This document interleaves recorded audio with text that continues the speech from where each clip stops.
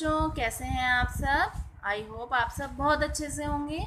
आज हम क्लास 5 का हिंदी ग्रामर का चैप्टर 2 वर्ण विचार पढ़ेंगे। सबसे पहले वर्ण पढ़ते हैं। भाषा की सबसे छोटी इकाई जिसके टुकड़े नहीं किए जा सकते वर्ण या अक्षर कहलाती है। यानी कि सबसे छोटा अक्षर, छोटा मतलब छोटी इकाई है ना, जिसके टुकड़े नहीं हो सकते। उदाहरण से समझ लेते हैं। देखिए, फर्स्ट है आपका किताब। किताब के देखिए कितने खंड किए हुए हैं।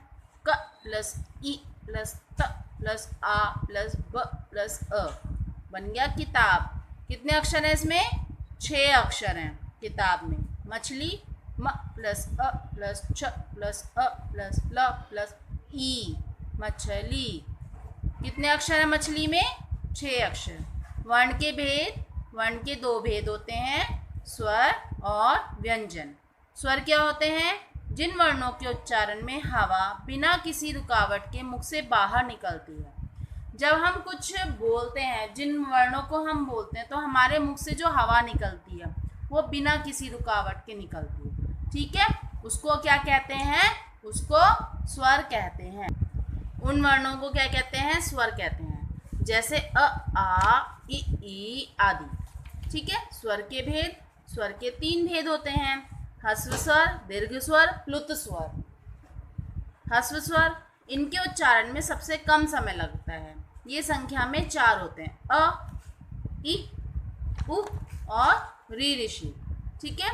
दीर्घ स्वर, इनके उच्चारण में ह्रस्व स्वरों के उच्चारण से दुगना समय लगता है। ये 7 होते हैं, आ, ई, उ, ए, ओ, औ। प्लुत स्वर, इनके उच्चारण में ह्रस्व व दीर्घ स्वरों के उच्चारण से तिगुना समय लगता है। जैसे ओम। ये आपको मिड में एक वर्ड दिखाई दे रहा है, ये प्लुत स्वर है। क्या है ये? प्लुत स्वर। और प्लुत स्वर एक ही है। व्यंजन, जिस वर्ण को बोलने के लिए दूसरे वर्ण की मदद लेनी पड़ती है। जब हम किसी वर्ण को बोलते हैं तो उसमें अगर दूसरे वर्ण की क्या कहते हैं, आवाज़ आए, साउंड आए, तो उसे क्या कहते हैं? उसे व्यंजन कहते हैं। जैसे क, ख, ग, घ आदि। समझ में आ गया आप लोगों को? अब हम इसके रिक्त स्थान देखते हैं। हिंदी वर्णमाला में स्वरों की डैश संख्या होती है 11। डैश स्वरों के उच्चारण में तिगुना समय लगता है। प्लुत। व्यंजन के साथ जुड़ने वाले स्वर को डैश कहते हैं, मात्रा।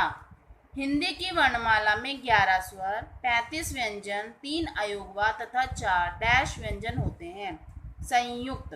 क्या होते हैं? 4 संयुक्त व्यंजन। एक शब्द में उत्तर देना है। शब्दों के वर्ण को अलग अलग कर लिखना क्या कहलाता है? वर्ण विच्छेद। जब 2 व्यंजन आपस में मिलते हैं तब उन्हें क्या कहते हैं? संयुक्त व्यंजन। किस वर्ण का उच्चारण ह की तरह होता है? विसर्ग। किस स्वर के उच्चारण में सबसे कम समय लगता है? ह्रस्व स्वर। अयोगवा किसे कहते हैं? जो वर्णास्वर होते हैं ना व्यंजन, वे व्यंजन अयोगवा कहलाते हैं। अनुस्वार किसे कहते हैं? अनुस्वार का उच्चारण करते समय नाक से वायु निकलती है। जैसे अंक, हंस, अंश आदि। अभ्यास कार्य देख लेते हैं। निम्नलिखित शब्दों के वर्ण विच्छेद कीजिए। ये अमरूद है, देखिए इसमें अब हमें वर्ण विच्छेद करना है, यानी कि इनके वर्णों को अलग अलग करना है। अ सिंगल क्यों लिखा है? क्योंकि स्वर है ना, इसका वर्ण विच्छेद नहीं हो सकता। अ सिंगल लिखा जाएगा। प्लस म के साथ किसका साउंड आ रहा है? अ का। तो म के नीचे क्या लगा दिया हमने? हलंत लगा दिया और इससे अलग कर दिया, विच्छेद कर दिया। तो म प्लस अ, र प्लस उ। र पे उ की मात्रा है इसलिए बड़ा उ। प्लस द प्लस अ, अमरूद। माला म प्लस आ प्लस ल प्लस आ, माला। विद्यालय।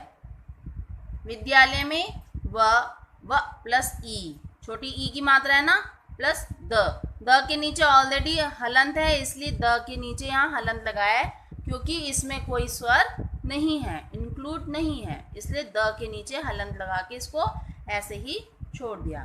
प्लस य प्लस आ, य के बाद आ की मात्रा इसलिए आ।